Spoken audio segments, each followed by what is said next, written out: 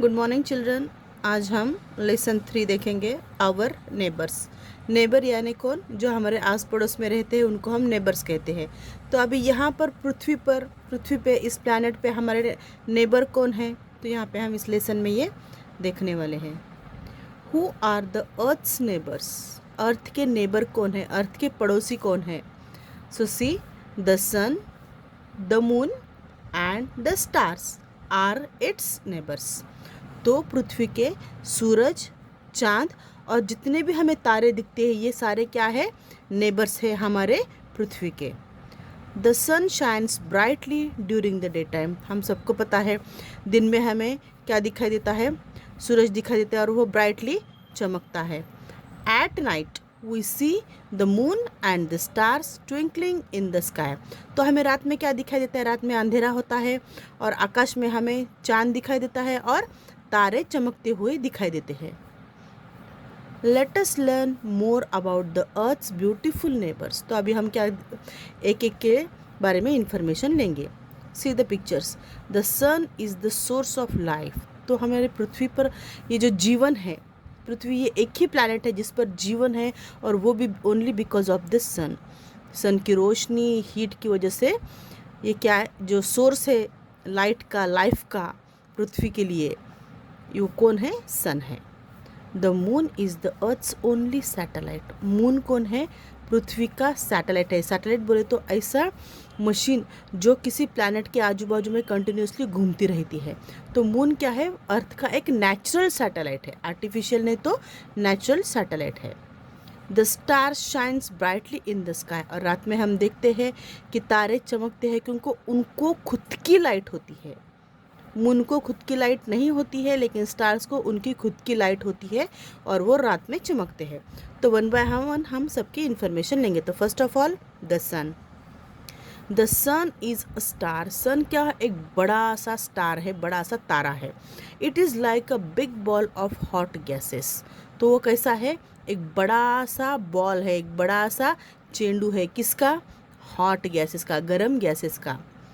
The sun is the centre और the heart of the solar system. जो solar system है उसमें सबसे मेन हार्ट यानी सबसे मेन बॉडी कौन है? The sun. It is the source of life on the earth since it gives us heat and light. तो सोलार सिस्टम में नंबर 8 प्लैनेट्स है। तो उन 8 प्लैनेट्स में सबसे मेन कौन है? द सन है। The source of life on the earth since it gives us heat and light. Earth एक ऐसा प्लैनेट है उन 8 प्लैनेट्स में से कि जिस पर क्या है? लाइफ है, जीवन है। बाकी किसी भी प्लैनेट पर या मंगल है, जुपिटर है, मार्स है, सैटर्न है, उन पर लाइफ यानी जीव नहीं है। सिर्फ पृथ्वी पर है क्योंकि पृथ्वी पर हीट एंड लाइट डायरेक्टली आती है। It is the only heavenly body in the solar system that has its own light. तो सोलार सिस्टम में कितने प्लैनेट्स है? 8 प्लैनेट्स है और सन एक 9। तो उन सब में से सिर्फ सन ही ऐसा प्लैनेट है जिसको खुद की लाइट है। बाकी किसी भी प्लैनेट को खुद की लाइट नहीं है। The sun is by far the largest object in the solar system. Sun क्या है? सबसे दूर है, सबसे मेन है और सबसे दूर है। In fact the sun is so large that the earth could easily fit inside it a millions times. सूरज इतना बड़ा है साइज में कि पृथ्वी की जो हमारी साइज है ऐसे मिलियन टाइम्स बड़ा सन है। यानी अगर पृथ्वी हमारी एक बूंद है, तो उसके मिलियन टाइम्स बड़ा सन है। तो इतनी बड़ी सन की साइज है। All the planets including the earth move around the sun. तो जितने भी प्लैनेट्स है, सारे प्लैनेट्स एंड हमारी earth, Mars, Jupiter, Saturn, Neptune, Uranus, ये जो सारे प्लैनेट्स है, ये सारे प्लैनेट्स और अर्थ, ये सारे सन के बाजू में घूमते रहते हैं एक फिक्स्ड पाथ में, जिसको ऑर्बिट कहते हैं। कोई किसी से टक्कर देता नहीं, कुछ नहीं, क्योंकि सबका एक फिक्स्ड पाथ होता है, खुद का एक रास्ता होता है। समझो यहाँ पर अगर सन है तो उसके बाजू में सारे घूमेंगे अपने अपने पाथ में। The sun is important to us for various reasons. ये जो सन है हमारे लिए सबसे इम्पॉर्टेंट है। सन है तो हम हैं, ये है मेन। तो सन हमारे लिए किस किस तरह इम्पॉर्टेंट है हम देखेंगे। Number 1, it is the source of heat and light. वो हमें हीट देता है एंड लाइट देता है, इसलिए जीवन है। It gives us energy that is used for several purposes. देखो हीट मिलती है तभी तो हमारी बॉडी टेम्परेचर मेंटेन कर पाती है।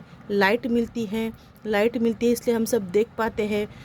जो प्लांट्स है वो खाना बना पाते हैं। प्लांट्स खाना बनाते हैं इसलिए हम जो फूड खाते हैं वो हमें फूड खाने को मिलता है। अगर प्लांट्स खाना ही नहीं बनाएंगे तो हम फूड कहाँ से खाएंगे? अगर फूड नहीं मिलेगा तो हम जिंदा कैसे रहेंगे? तो सब कुछ ये बातें किस पे डिपेंड होती है? सन की हीट एंड लाइट पे। It gives us energy that is used for several purposes. अभी सन की जो लाइट होती है उससे जो एनर्जी मिलती है हमें, तो उससे विटामिन मिलता है जो हमें प्रोटेक्ट करता है। बहुत सारी ऐसी बातें हैं जो सन के हीट से हम करते हैं। Plant prepare food with the help of sunlight. जितने भी ग्रीन कलर के प्लांट्स हैं वो खुद का खाना खुद बनाते हैं with the help of only the sunlight and water. तो ये मेन पॉइंट्स हैं। The energy that we get from the sun is called the solar energy. जो एनर्जी, जो शक्ति हमें सूरज से मिलती है उसको कहते हैं सोलर एनर्जी। सोलर यानी सूरज की एनर्जी, शक्ति। This energy is used for cooking, lightning up lamps on the street and even to run cars.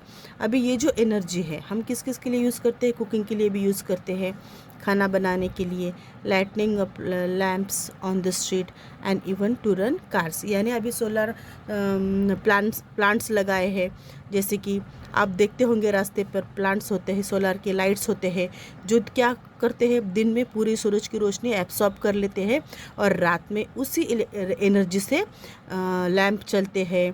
फिर हम कुकिंग भी कर सकते हैं, सोलर कुकर होते हैं। अगर दाल चावल उसमें रखे जाए और उस कुकर को धूप में, कड़ी धूप में अगर रखे तो उसका दाल और चावल बन जाता है। तो कुकिंग के लिए यूज़ करते हैं, लैंप्स को जलाने के लिए यूज़ करते हैं, और टू रन कार्स, इसके लिए भी हम उसका उपयोग करते हैं। Now on the next page, अभी हमने सन के बारे में इंफॉर्मेशन ली, अभी हम किसके बारे में इंफॉर्मेशन लेंगे? हमारे पृथ्वी का जो दूसरा नेबर है the moon. The moon is our closest neighbour. सबसे हमारे क्लोज कौन सा है?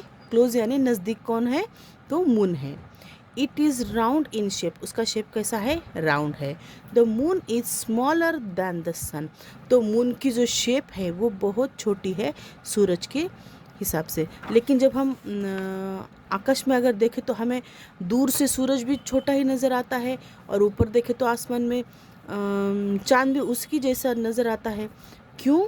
क्योंकि सूरज हमसे बहुत बहुत बहुत दूर है, लेकिन मून हमसे बहुत क्लोज है। सन बहुत दूर है और मून हमसे क्लोज है, इसलिए मून की जो साइज़ है हमें सन की साइज़ जैसे ही दिखाई देती है। क्योंकि सन दूर है, वो छोटा दिखाई देता है, और मून भी हमें छोटा दिखाई देता है। दोनों की साइज़ सेम लगती है। क्यों? क्योंकि मून हमसे बहुत क्लोज है। The moon is smaller than the sun but it looks as big as the sun because it is closer to the earth than the sun. सूरज से बहुत बहुत नज़दीक है मून हमारे, इसलिए हमें वो क्या लगता है? सूरज के जैसा ही साइज़ में लगता है, दिखाई देता है, लेकिन वैसा नहीं है। सूरज बहुत बड़ा है, उसके मुकाबले कोई भी प्लैनेट बड़ा नहीं है। The moon is the earth's only natural satellite. तो ये जो मून है अर्थ का नेचुरल सैटेलाइट कहा जाता है उसको, जो हमेशा मून के बाजू में घूमते रहता है अपने एक फिक्स्ड पाथ में। It moves around the earth. A satellite moves around the planets just as the planet moves around the sun. तो देखो जो सैटेलाइट होते हैं, जो हम सैटेलाइट छोड़ते हैं आर्टिफिशियल, अभी चंद्रयान छोड़ा हमने, तो ये जो सैटेलाइट होते हैं वो किसी प्लैनेट के आजू बाजू में घूमते हैं, just as the planet moves around the sun. और ये जो प्लैनेट होते हैं किसके बाजू में घूमते हैं? सन के बाजू में घूमते हैं। सारे प्लैनेट सन के बाजू में घूमते हैं, उसी तरह जो सैटेलाइट होते हैं वो प्लैनेट के बाजू में घूमते हैं। Okay. The moon shines at night but it does not have light of its own. हम जब आकाश में देखते हैं तो आकाश हमें ब्लैक ब्लैक नज़र आता है, काला नज़र आता है अंधेरे में, लेकिन चांद चमकता हुआ नज़र आता है, लेकिन उसको खुद की लाइट नहीं है। वो लाइट किससे लेते हैं? सन से लाइट लेता है, और हमें ऐसा लगता है कि चांद ही चमक रहा है, लेकिन चांद को खुद की लाइट नहीं होती है। इट रिसीव्स, वो लेता है लाइट फ्रॉम द सन, वो सन से लाइट लेता है और हमें वो धरती से चमकता हुआ दिखाई देता है। The part that receives sunlight is seen from the अर्थ। हमें चांद कितना दिखता है? जब पूर्णिमा होती है यानी फुल मून डे होता है तो चांद हमें पूरा नज़र आता है। तो क्योंकि उसका जितना पार्ट हमें नज़र आता है वो पृथ्वी के बाजू में घूमता है, तो घूमते घूमते अगर हम यहाँ से देखें तो उसका जितना पार्ट नज़र आता है उतना ही चमकता है, उतना ही वाइट वाइट दिखता है, क्योंकि उतने ही पार्ट में लाइट रिसीव होती है और हमें दिखाई देती है। The part that receive sunlight is seen from the earth. The moon has no life. Moon पे पानी नहीं है, हवा नहीं है, इसलिए वहाँ पे लाइफ या जीवन नहीं है। Water was discovered on the moon in 2009। There is no wind और वेदर ऑन द मून। चांद पर पानी है, ये 2009 साल में ढूंढ निकाला, लेकिन देयर इज़ नो विंड और वेदर ऑन द मून। वहाँ पे कोई हवा नहीं है, कोई भी वातावरण नहीं है, इसलिए वहाँ पे लाइफ नहीं है। तो यहाँ तक आपको समझ में आया? तो now we will see the stars. The stars यानी तारे। Stars are huge ball of fire that have heat and light of their own. Star को क्या कहा गया है? सन भी क्या है? एक बड़ा सा स्टार है। It is also like a big ball of hot gases. लेकिन क्या है? Stars are huge balls of fire that have heat and light of their own. तारे क्या है? बिग बॉल्स ऑफ फायर, आग के गोले है जिसमें हीट है एंड लाइट है खुद की। जाहिर है फायर की गोले है, इसलिए क्या दिखेगा? लाइट दिखेंगी, और फायर यानी आग, तो क्या उसमें गर्मी होगी, तो उनको क्या कहा गया है? Huge ball of fire. किनको? स्टार्स को। The brightest star in the sky is the pole star. तो सबसे चमकदार स्टार जो है आकाश में वो है pole star. Have you wondered why stars appear small while the sun looks bigger and brighter. तो हमने ये हम हमेशा सोचते हैं कि स्टार कितने छोटे छोटे नज़र आते हैं, लेकिन सन हमें बहुत बड़ा दिखाई देता है। ये दोनों भी चमकते हैं, लेकिन सन बड़ा दिखाई देता है और स्टार्स हमें छोटे छोटे क्यों दिखाई देते हैं? The stars appear small because, क्यों? They are far from us while the sun is near. यानी कि सन तो हमसे बहुत दूर है, लेकिन उससे भी दूर स्टार्स है, इसलिए हमें स्टार्स बहुत छोटे छोटे नज़र आते हैं। This is why the sun looks bigger and brighter. इसलिए इन स्टार्स से सन क्लोज है, इसलिए सन हमें बिगर नज़र आता है और स्टार्स हमें छोटे नज़र आते हैं। A group of stars is known as a constellation. यानी हम आकाश में जब देखते हैं रात के समय में, अभी भी आप देखो तो कुछ स्टार्स जो होते हैं ऐसे क्लोज क्लोज नज़र आते हैं हमें, जैसे ग्रुप में जैसे अगर हम खड़े हो जाते हैं तो अगर हम ऊपर देखें तो ग्रुप में ऐसे स्टार्स दिखाई देते हैं हमें। तो वो जो ग्रुप होता है उन ग्रुप को कहते हैं कॉन्स्टिलेशन, और वो अलग अलग शेप के होते हैं। वो शेप में नहीं होते, लेकिन हम उनको शेप देते हैं कि अरे मुझे तो ये इस तरह लग रहा है, अरे मुझे तो ये रैबिट की तरह लग रहा है, अरे मुझे तो ये हिरन की तरह लग रहा है, हम उनको शेप देते हैं। तो देखो, stars form patterns in the sky that look like figures of people, animals और एनी अदर कैरेक्टर्स। तो देखो वो ना मीन्स अपने अपने मीन्स क्लोज आ जाते हैं, लेकिन वो कुछ भी शेप नहीं बनाते, लेकिन हम उनको इस नज़र से देखते हैं कि अरे ये तो किसी एनिमल के शेप में है, किसी कैरेक्टर के शेप में है, या किसी इंसान के शेप में है। द ग्रेट बियर और Ursa Major is one of the clearest constellation. अगर हम आकाश में देखें तो ये जो दो कॉन्स्टिलेशन है वो हमें क्लियर नज़र आते हैं।